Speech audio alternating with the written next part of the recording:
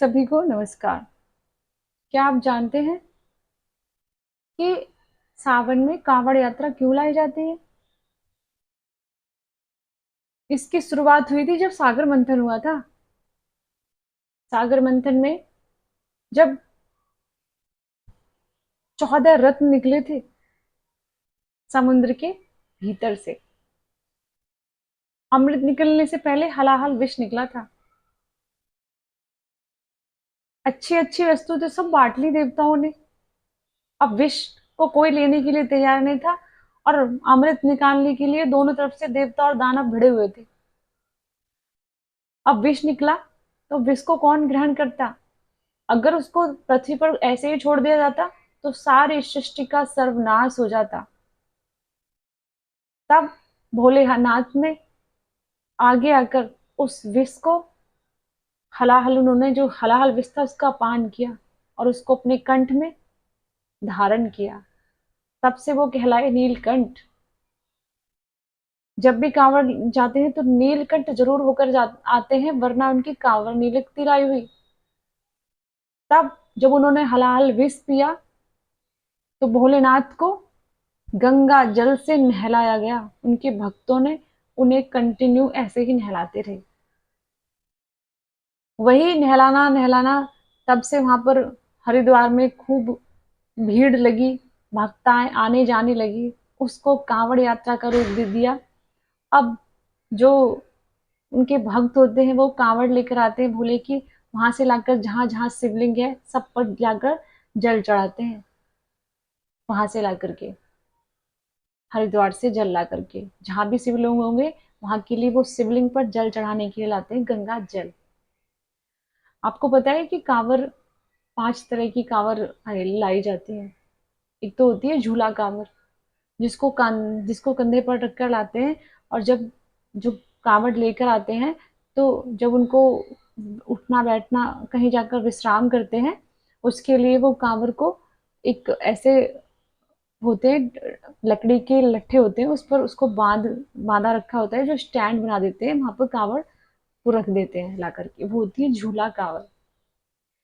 एक होती है डाक कांवड़, जिस पर 24 घंटे में एक गंगा जल पकड़े भागता रहता है। मतलब गाड़ी होती है, बहुत सारे लोग जाते हैं मिल करके, और गंगा जल को जमीन पर नहीं रखते। जो भी लेगा उसको लेकर दौड़ेगा ही। हरिद्वार से यहाँ तक दौड़ दौड़ करके जहां भी जाना होगा दौड़ कर ही वो वहां आती है। उसको डाक कांवड़ बोलते हैं, जो 24 घंटे में आती है। एक होती है कि लाते हैं उसको, पूरी झांकी लेकर आते हैं भगवान शिव की।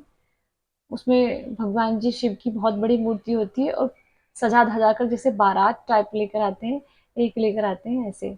चौथे नंबर की कांवर ऐसी होती है कि जो भक्त आते हैं ना, वो बोल कर रखते हैं कि इतने हमने इतने मीटर से आपको दंडवत प्रणाम करते आना है, तो वो लेट लेट कर लेकर आते हैं उसको।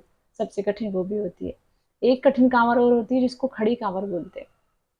वो कांवड़ जब से आप हरिद्वार से चलेंगे, उसको जितने दिन में पहुंचे आप उसको कहीं रख नहीं सकते।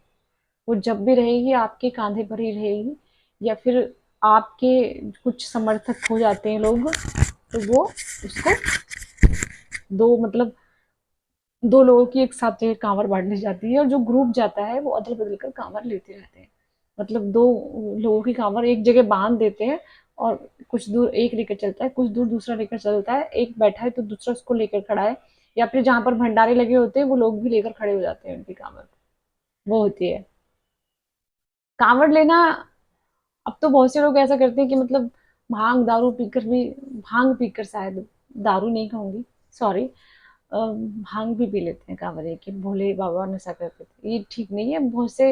बहुत कांवर लेकर आते हैं तो बहुत अजीब तरह का बिहेवियर करते हैं। लेकिन कांवर लाने का सही तरीका यही है कि आपने कांवर लिए तो भोलेनाथ का स्मरण करते हुए और सात्विक तरीके से आप कांवर को लेकर आइए, और सात्विक तरीके से आकर शिव को जल अर्पण कर दीजिए। जिस दिन महाशिवरात्रि है तो आपकी कांवर अति शुभ मानी जाती है। वरना ये नाच नाच रहे हैं, बहुत से इधर-उधर ध्यान करते आते हैं, वो काँवड़ ये है कि अपने मनोरथ के लिए आप ला रहे हैं कि आप ये कि हम काँवड़ लेके आ रहे हैं, लेकिन सही काँवड़ वही होती है जो आप भगवान जी को स्मरण करते हुए सात्विक तरीके से काँवड़ लाते हैं, तो आपको उसकी काँवड़ का फल अवश्य मिलता है।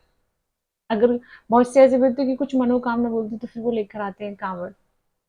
भोलेनाथ उनकी इच्छा अवश्य पूरी करते हैं। जानकारी अच्छी लगी ना? क्या आपको पता था कि काँवड़ क्यों लाई जाती है? अगर पता था तो कमेंट में बताइएगा ज़रूर। अगर जिनको नहीं पता था तो वो भी कमेंट करें और चैनल को सब्सक्राइब करें। धन्यवाद।